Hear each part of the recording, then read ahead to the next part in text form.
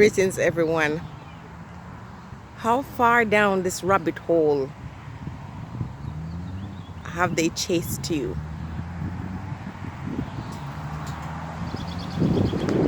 Look at nature. Look at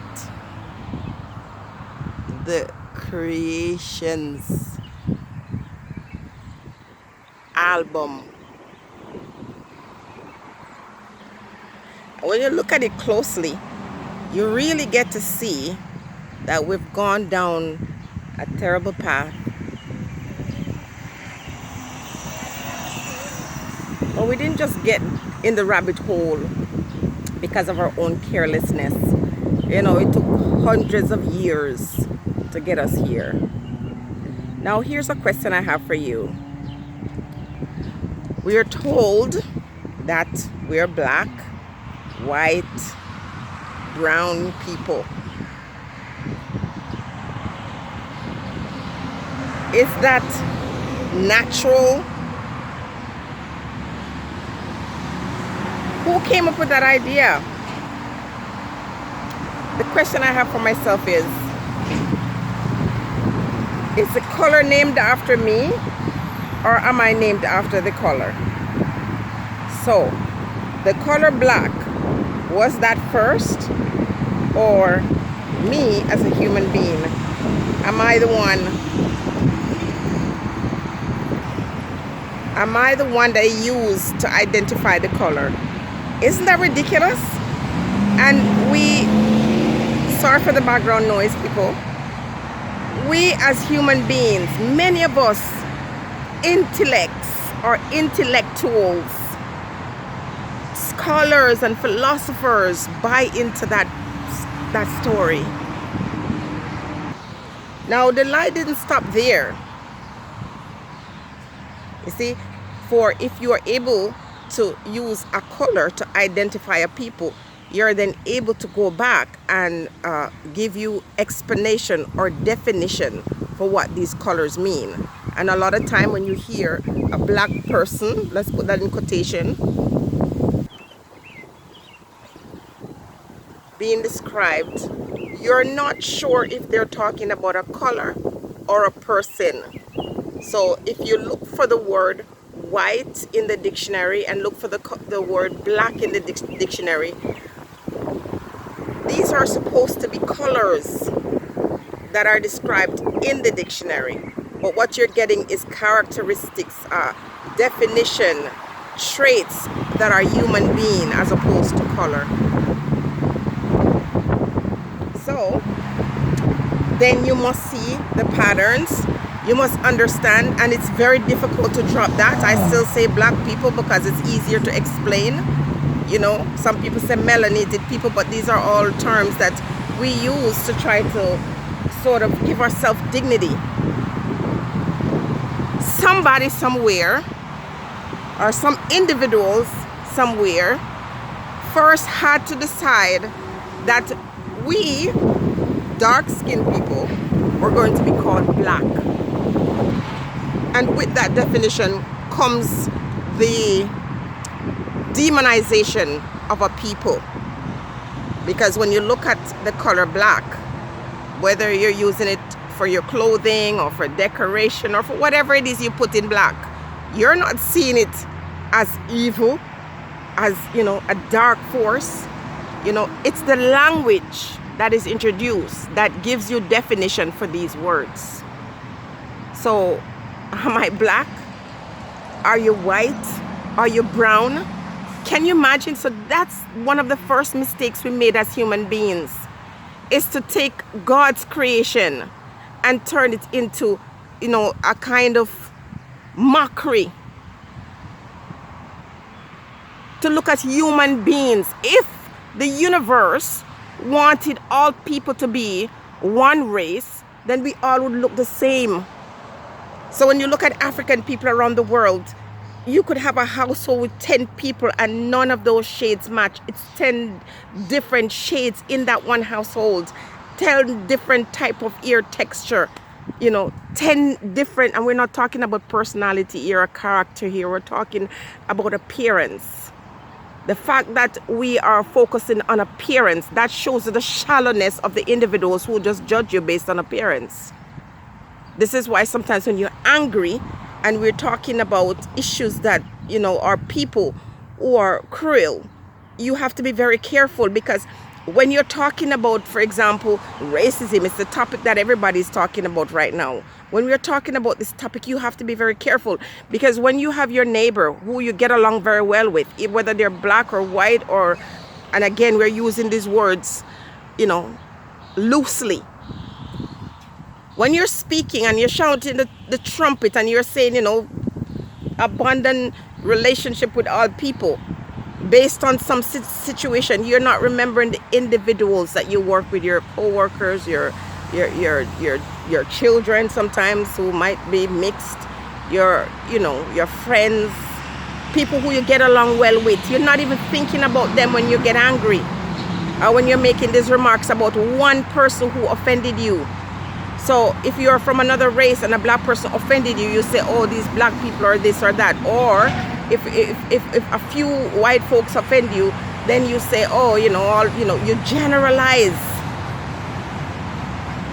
See, sometimes when folks have the intention, cruel intention, they end up setting themselves up.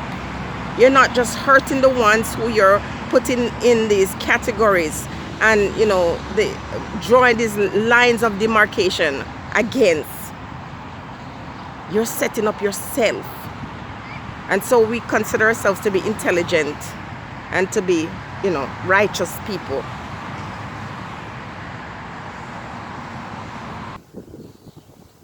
Black and white and brown.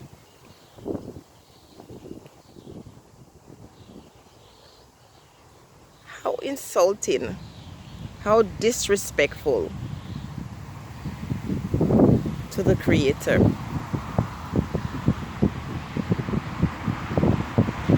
Can a God make mistakes? Yes. The ones in the earth, the ones who made themselves God, who have not created anything else but chaos. But can a superior being make mistakes?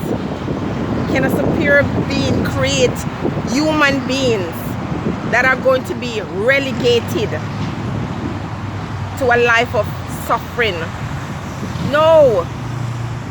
Some of us say, where is God? Where was God when this, that, and the other? See, you're looking to people to identify God for you. You have to determine who is your God. You have to find a personal relationship with God. And that God is not based on what someone else tell you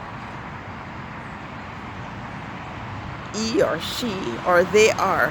It's based on your own personal walk, your own search. Trying to get me to tell you who a God could be is, I can tell you about the Hindu gods, I can tell you about the Christian gods, I can tell you about, you know, gods from Islam, until you understand and go down that route and walk for yourself to find out who this God is in your life. No one can truly tell you. All I know is when the world was created and when human beings started walking the face of this earth, there was no intention for us all to be alike or to be considered as different. It's not about being alike or being different. It's about the beauty of creation. Look at all the different trees, the different fruits, the different animals. It was meant to be that way. That's what makes the world or the earth, not the world, but the earth beautiful. Diversity. And so for another human being to come and then say, because they don't understand. They don't understand Mother Nature. And in our feeble minds, and nothing is wrong with trying to figure things out. But when we try to figure it out and then we come up with our own idea of what is right and what is just, and then we try to force that on other people. That's where the problem exists. I think all of us have some truth, and the best part of that truth is when we come together and share what we know or understand. When we relegate people to being a color and make assumptions about human being based on that color, we tread down this very dangerous pathway. And the mistakes are maybe not mistake because it's very deliberate on some people's part. But for hundreds of years, you would think they would abandon that.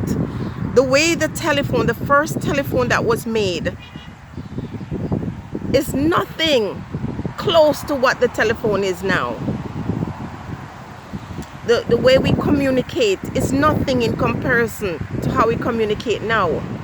And we learn to change, but when it comes to putting people in these rabbit holes, we don't want to change.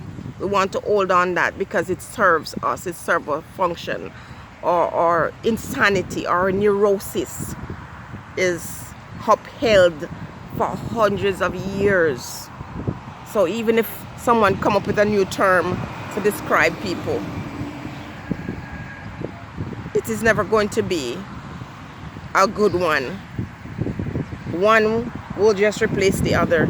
So when you look and see these days, we can't have conversations because people are trying to be politically correct. They're saying all kinds of things about you, but they don't want it to sound like it's the same thing that they used to say, so they come up with these new terms. You can't have a real conversation with people because you have to be so guarded about what you're saying, even though you're not saying anything different.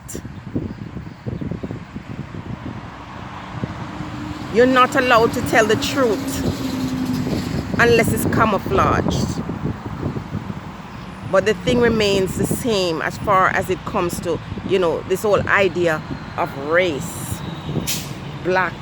How can a race be described as black? A race of people, human beings, or white, or brown? Do you see the insanity involved in that? Black people. What black people? What make us black? And why are we identified as black? Who did that? Who came up with that idea? See, I'm saying before I end this video is that the categorization of people or human beings was designed to keep us in the place where we're at now, where we see one race as superior and the others as inferior. And don't believe that there's more than one race that is considered to be superior. Everyone else is seen as inferior, because once you put yourself up on a pedestal and you expect everyone else to look up to you and you look down on everyone else, then you understand the purpose of that. Until we can eliminate from our mind the whole idea of black or white or brown people, then we would have eliminated some of the problems that exist right now as far as our prejudice go, as far as the fact that we are not coming together as human beings and being respectful of each other. As long as you put people in categories where you're using a color to identify human beings, that is ridiculous. They don't do that with animals. Animals may be in subgroups, but they're certainly not described by color. So understand that and recognize that for change to occur in the world, the first place it has to start is in our mind. What we accept, what we embrace is what makes the difference. Now some people will come and say, we're not Africans, we're from Israel, or we're Shem, and they come, if they're going to use biblical expressions, they say some are Shem children or Japheth children, and explain reasons why African people might be cursed or might not be cursed. These are dangerous things that we play with and that we accept. and it makes it the work of changing what we see in front of us very, very difficult. It starts out with categorizing human beings and setting up hierarchy where some are at the top and some are at the bottom.